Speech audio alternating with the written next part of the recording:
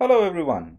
We're gonna see how we can use something called a Boolean data type that's true or false.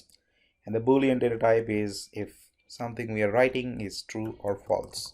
So if I say print if 10 greater than 9, it's not. So it will say false. As simple as that. So it can only have two values, either true or false. So it is true because 10 is always greater than 9. But if I say 9 is greater than 10, then it will be false. So if I say that, then it is false. So you can see that it changes based on the condition. So you can actually print all of them. You can also check whether 10 is equal to 9. So use double equal, and using that you can check it is false. But if you put 10 in both the sides, then definitely it is equal, and you can see that it is true. So that's how you can find the Boolean value.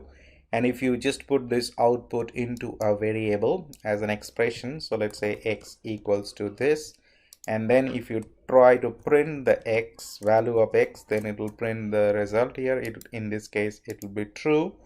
And then you want to see what is the data type by providing the type, and then the type you of name of the variable, and then if you just say yes, then you will find that it's gonna say you Boolean. So it has only two, that is true or false.